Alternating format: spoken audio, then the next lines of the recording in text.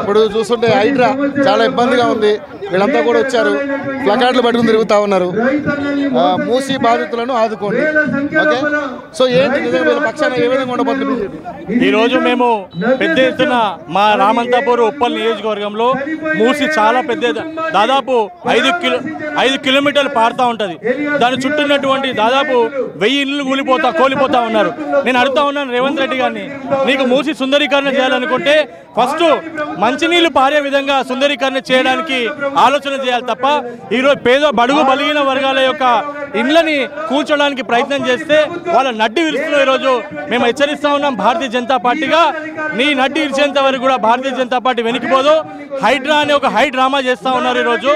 హైడ్రా అనేది ఒక డ్రామా. ఎందుకంటే గతంలో అయ్యప్ప సొసైటీలో కేసీఆర్ సొసైటీ ఎట్లా కూలగొట్టి పెద్ద వంశీరామ్ బిల్డర్స్ని కానీ లేకపోతే మైవం బిల్డర్స్ వాళ్ళందరినీ ఎట్లా దగ్గర తీసుకుంటో ఈరోజు రేవంత్ రెడ్డి కూడా అక్కడ కూర్చొని వాళ్ళ అన్నదమ్ములంతా కూడా కోట్లలో వసూలు చేస్తూ ఉన్నారు.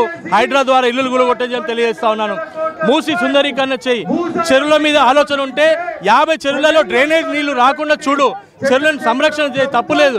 కానీ పేద బడుగు బలహీన వర్గాలైన ఇళ్ళని పలగొడితే ఒక అమ్మాయి అడుగుతున్నాను, అన్నా నేను 8 నెలలు ఉన్నా, వచ్చే నెల నేను డెలివరీ అవుతా, నాకు ఇల్లు లేకపోతే నేను ఏడబెట్టాలి, నా బిడ్డను ఏడబెట్టాలని అడుగుతా ఉంది. ఇలా అనేక సమస్యలు ఉన్నాయి. ఈరోజు నువ్వు అపార్ట్మెంట్లో కడుతున్నటువంటి అపార్ట్మెంట్ కూలగొడితే వాళ్ళు మార్టిగేజ్ చేసి ఇల్లు కొనుక్కున్నారు, వాళ్ళు లోన్ ఎవరికి కట్టాలి, ఏం చేయాలని అడుగుతా ఉన్నారు. కాబట్టి దయచేసి హైడ్రా కానీ అదేవిధంగా ఇక్కడ ఉన్నటువంటి మూసీ కానీ వీళ్ళందరూ కూడా ఒక చట్టం చేస్తున్నప్పుడు ప్రజలకు పాల్పడుతున్నటువంటి బాధలు ఏంటివి అవన్నీ ఆలోచించాల్సిన అవసరం ఉందని చెప్పి తెలియజేస్తా ఉన్నాను. కానీ నిజంగానే బీజేపీ కొంతమంది సపోర్ట్ చేస్తున్నారు, కొంతమంది దాన్ని వ్యతిరేకిస్తా ఉన్నారు. ఈటల రాజేందర్ గారు పూర్తిగా వ్యతిరేకిస్తా ఉన్నారు. ఆయన ధర్నా కూడా దిగారు. సో ఏంటి మరి పేదల పక్షాన ఈటల రాజేందర్ గారు ఎప్పుడు కూడా పేదల పక్షపాతిగా వారికి ముద్ర ఉంది.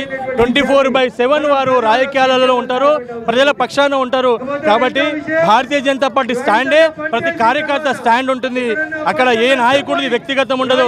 పైన కేంద్రం ఏం చెప్తుంది, కింద రాష్ట్ర మా అధ్యక్షుడు కిషన్ రెడ్డి ఏం చెప్తుండ్రో అదే మేము అందరం పాటిస్తాము. అది ఈటల రాజేంద్ర గారైనా లేకపోతే మా రఘునందన్ అయినా ఒక కార్యకర్తగా నేనైనా అని చెప్పి తెలియజేస్తా ఉన్నాను. సో ఏంటి సార్ మరి హైడ్రా ఇలాగే కొనసాగితే పేద ప్రజలు కాపాడేది?